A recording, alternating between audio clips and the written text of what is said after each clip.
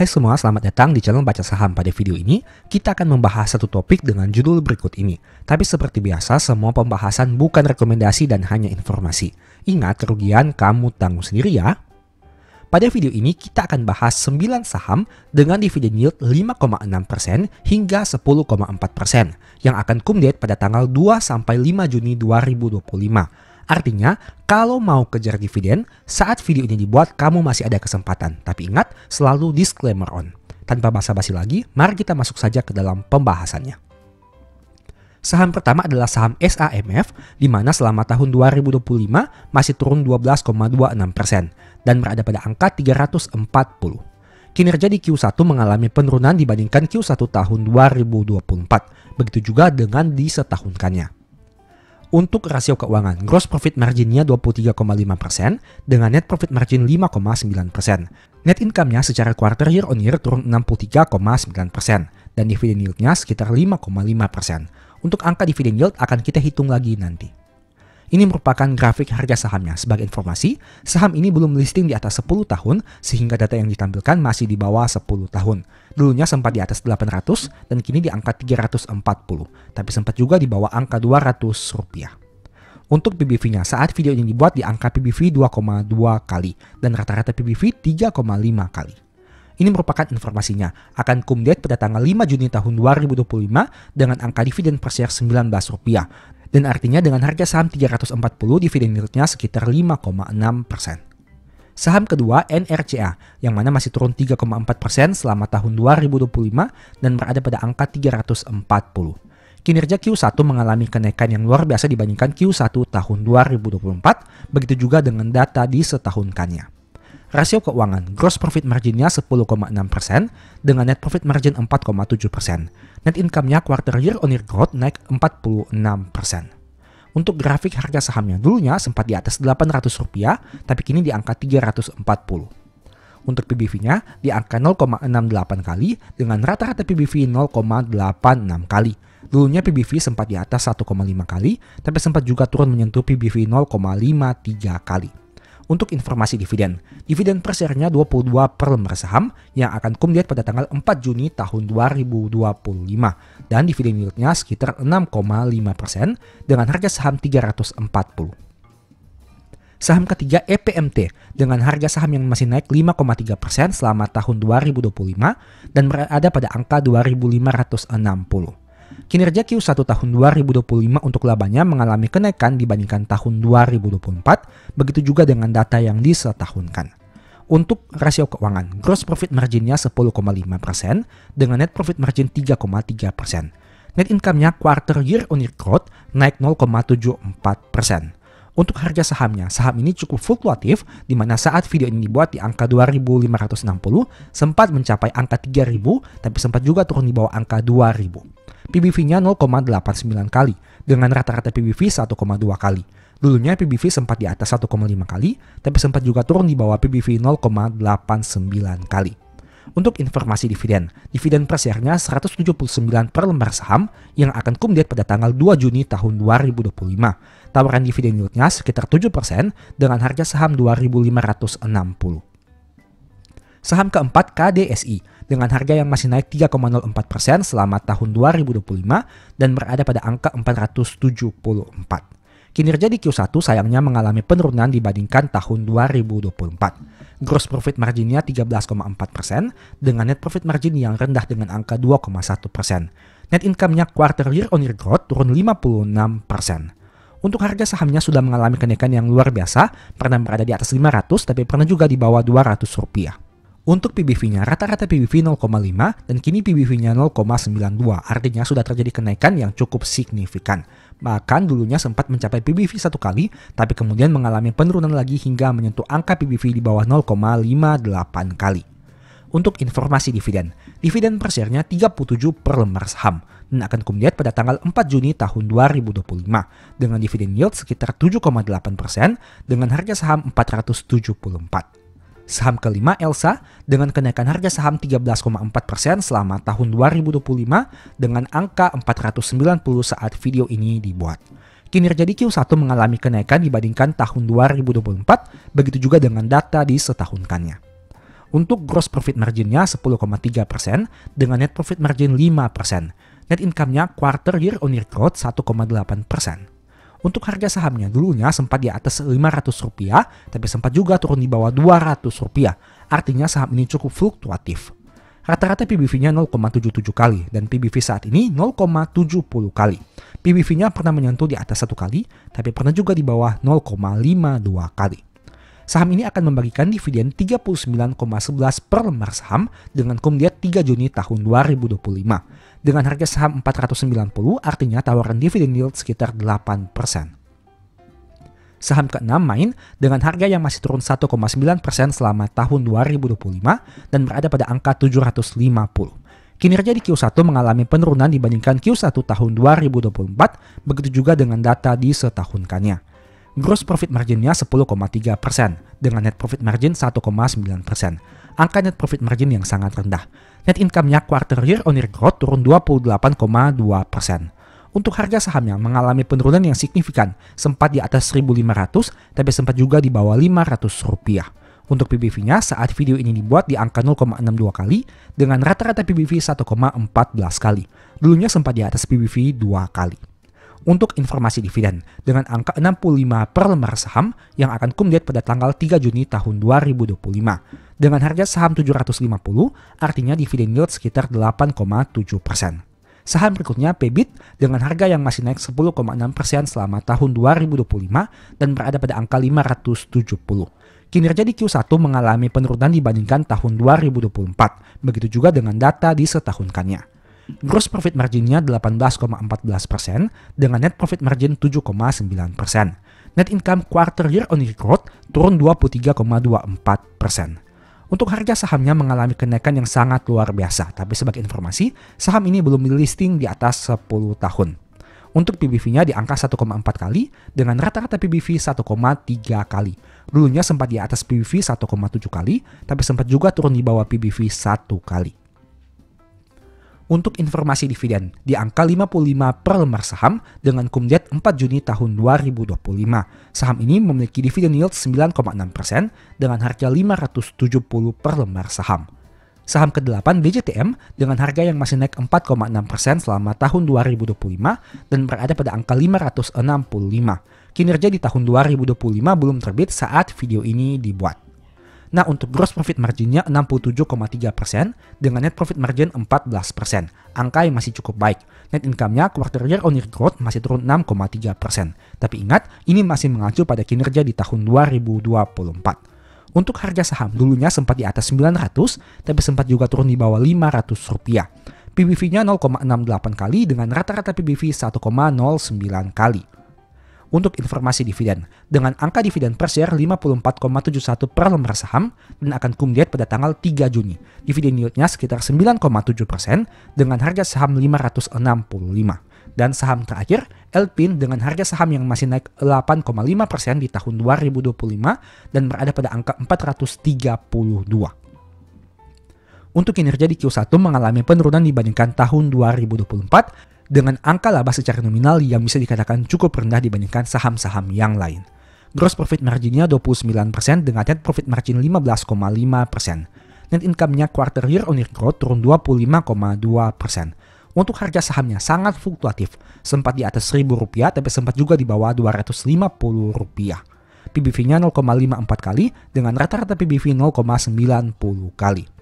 Nah, saham ini membagikan dividen 45 per lembar saham yang akan kumdiat pada tanggal 4 Juni tahun 2025 dengan dividen yield 10,4%. Inilah 9 saham yang akan kita bahas pada video kali ini dari SAMF, NRCA, EPMT, KDSI, Elsa, Main, PBIT, BJTM, dan Elpin.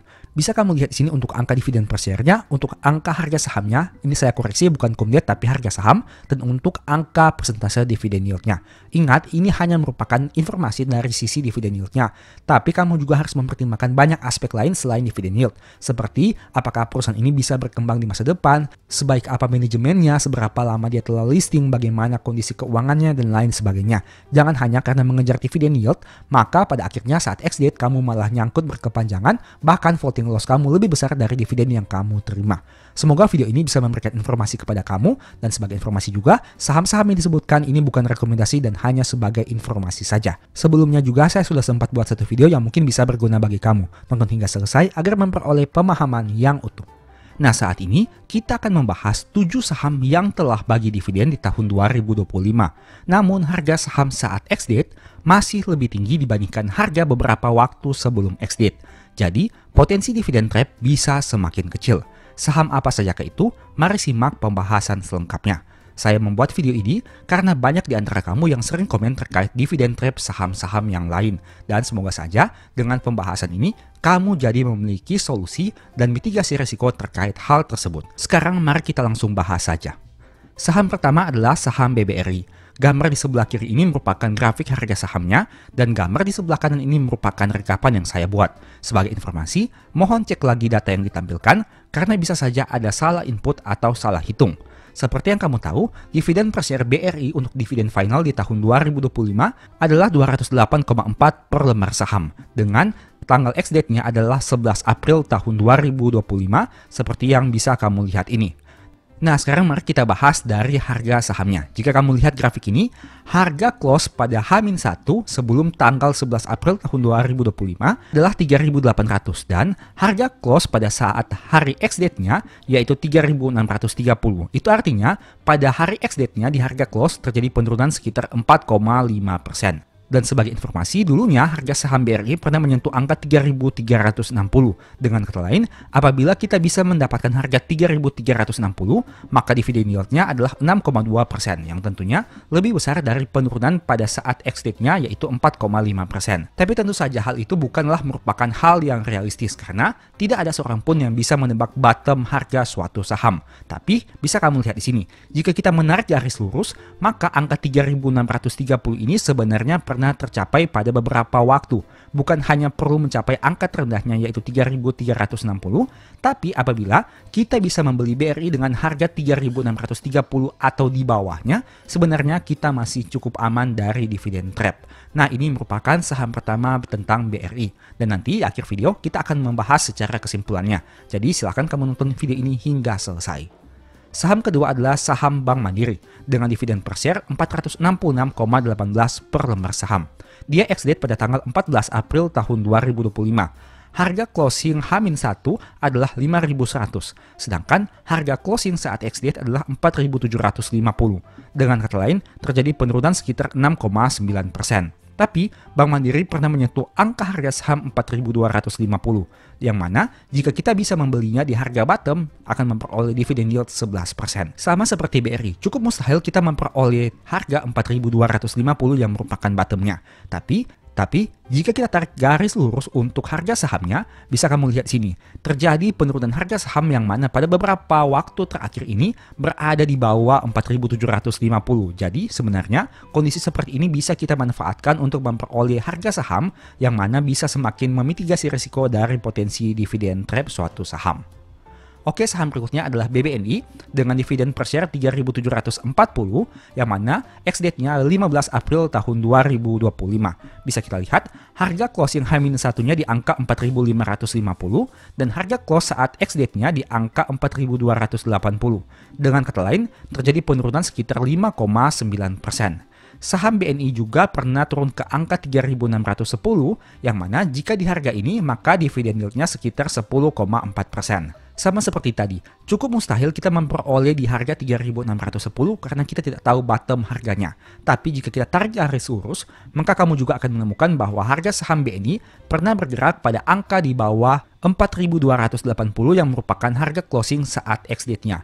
Artinya jika kita bisa membeli BNI pada harga ini saja, kita masih aman dari dividen trap karena harga beli kita merupakan harga closing saat ex-date-nya.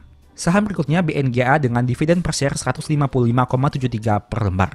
Saham ini ex-date pada tanggal 24 April tahun 2025. Harga closing H-1 sebelum ex-date adalah 1.855 dan harga closing saat ex-date adalah 1.730. Itu artinya terjadi penurunan sekitar 6,7% dari harga ini. Nah, harga saham BNGA pernah menyentuh angka 1.550 yang mana jika kita bisa membeli di harga ini, maka akan diperoleh dividen yield sekitar 10%. Sama seperti pembahasan sebelumnya, kita cukup sulit menemukan harga bottomnya. Jadi kita tarik saja untuk garis lurusnya. Nah, BNGA ini menarik karena jika kamu lihat, untuk harga sahamnya bergerak di bawah dari 1730, sebenarnya lebih sering terjadi dibandingkan saham-saham sebelumnya. Kamu bisa lihat dan sebenarnya bagi mereka yang sudah mengetahui hal ini bisa memanfaatkannya untuk memperoleh dividen yang menarik dan untuk memitigasi dari risiko dividen trap saat penurunan harga saham di ex-date-nya. Saham berikutnya adalah saham ITMG dengan dividen per share 2.245 yang ex-date-nya tanggal 21 April tahun 2025. Harga sebelum ex-date adalah 24.800 dan harga closing saat ex-date adalah 22.175. Itu artinya terjadi penurunan harga sekitar 10,6%. Nah, bisa kamu lihat di sini harga terendahnya adalah 21.400 berdasarkan tampilan pada video ini. Jadi sama seperti tadi, kita tidak perlu mencapai harga bottomnya untuk melakukan pembelian. Tapi kita bisa memanfaatkan saat harga sahamnya mengalami koreksi seperti tampilan yang kamu lihat ini, di mana tidak perlu menyentuh angka bottomnya tapi ada pergerakan harga di bawah dari angka 22.175. Kemudian saham UNTR dengan dividen per share 1484 dan ex-date-nya pada tanggal 7 Mei tahun 2025. Harga sebelum ex-date pada penutupannya adalah 22.875 dan harga penutupan saat ex-date adalah 21.750. Dengan kata lain terjadi penurunan sekitar 4,9%. Harga sahamnya pernah menyentuh angka terendah di Rp20.025. Dan apabila kita memperoleh di harga terendahnya, akan mendapatkan dividen yield sekitar 7,4%. Sama seperti tadi, kita tarik saja garis lurusnya. Bisa kamu lihat di sini, saham UNTR pernah bergerak pada angka yang cukup rendah, bahkan di bawah dari 21.750. Kondisi ini kita bisa memanfaatkan untuk melakukan pembelian agar supaya terhindar dari dividen trap. Dan saham terakhir adalah Auto dengan dividen per share 133 yang ex-date-nya adalah tanggal 9 Mei tahun 2025. Harga sebelum ex-date adalah 2.230 dan harga closing saat ex-date adalah 2.070. Dengan kata lain terjadi penurunan sekitar 7,2%. Tapi menariknya untuk saham Auto, jika kita tarik garis lurus, maka akan bisa dilihat di sini harga sahamnya pernah bergerak di bawah dari harga penutupan saat closing ex-date-nya. Sehingga hal ini juga bisa kita manfaatkan untuk memperoleh dividen tapi di sisi yang lain agar supaya terhindar dari dividen trap. Nah, setelah membahas beberapa saham ini, silahkan kamu lihat kesimpulannya. Ini merupakan pelajaran dari 7 saham yang bisa kita bahas. Yang pertama, jika saham bagus harganya turun sampai ke angka tidak masuk akal, itu merupakan kesempatan untuk menghindari dividen trap. Contohnya seperti yang tadi kita bahas, misalkan saham Auto, di mana harga sahamnya turun dengan sangat signifikan bahkan menyentuh angka di bawah Rp2.000. Saat kita sudah tahu, dividen per share-nya adalah 133. Itu artinya jika harganya turun ke angka di bawah Rp2.000, kita akan memperoleh dividen yang cukup besar. Dan hal tersebut bisa kita manfaatkan untuk melakukan pembelian agar supaya saat terjadi pembagian dividen kita cukup aman dari sisi penurunan harga saham. Poin kedua, jika hasil RUPS sudah terbit dan harga ternyata sudah turun jauh dibandingkan proyeksi penurunan saat ex-date, itu kesempatan untuk mitigasi risiko saat ex-date. Seperti yang saya katakan tadi, apabila kita sudah mengetahui informasi tentang dividen per share, kita sudah bisa hitung untuk potensi dividen yield. Dan apabila dividen yield itu sudah semakin besar, katakanlah mencapai angka yang sudah tidak masuk akal, maka sebenarnya penurunan harga tersebut bisa kita manfaatkan untuk melakukan pembelian. Agar supaya nanti misalkan saat ex-date harga sahamnya mengalami penurunan, kita masih cukup aman dari sisi penurunan harga saham. Ketiga, jika laba perusahaan tumbuh dan rasio dividennya stabil setiap tahun, apabila harganya sudah turun jauh sebelum RUPS, mungkin bisa dipertimbangkan untuk dianalisa. Saya sudah pernah membahas topik terkait hal ini dengan lebih detail. Silahkan kamu lihat pada video yang sudah pernah saya upload sebelumnya. Pada intinya, kita bisa memperkirakan terkait potensi dividen perusahaan apabila laba perusahaannya tumbuh dan rasio dividennya stabil setiap tahun.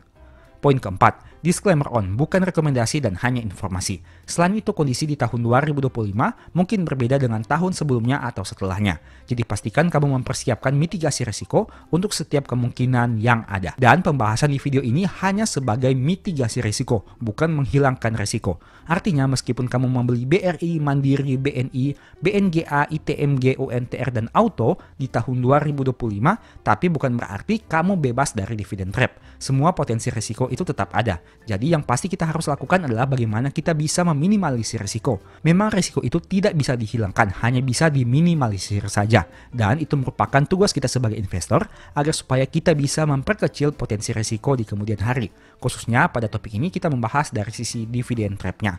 Jika kamu lihat untuk saham-saham big banks misalnya, apabila harga sahamnya mengalami penurunan dengan angka yang sudah sangat drastis, contohnya misalkan seperti BMRI, di mana harganya turun di bawah angka 4.500. Kamu sudah tahu, dengan harga saat itu dan dividen per share-nya 466, berarti kamu akan mendapatkan dividen yield di atas 10%. Dan logika sederhananya saja, apakah harga sahamnya akan terus mengalami penurunan sehingga angka dividen yield-nya bisa di atas 10% atau bahkan 20%? Tentu kemungkinan itu cukup kecil untuk terjadi. Sehingga pada kenyataannya kamu bisa lihat harga sahamnya kemudian mengalami kenaikan dan pada saat XD ternyata hanya turun 6,9% saja. Itu merupakan beberapa mitigasi risiko yang bisa kamu lakukan. Tapi kembali lagi, seperti yang saya katakan tadi, ini bukan rekomendasi dan hanya informasi saja.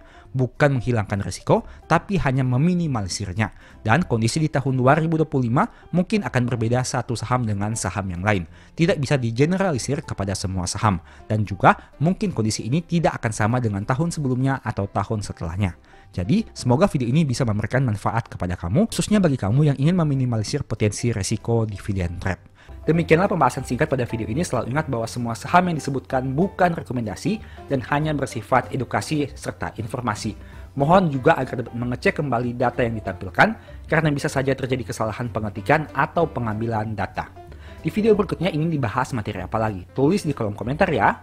Sebagai informasi, berikut ini beberapa list ebook baca saham. Pertama, psikologi saham. Kedua, stock for living. Ketiga, strategi nabung saham. Keempat, the stock market. Dan yang kelima, cara cepat analisa laporan keuangan. Apabila tertarik, chat saja pada nomor WA yang ada. Sekian video ini, semoga bermanfaat. Thank you.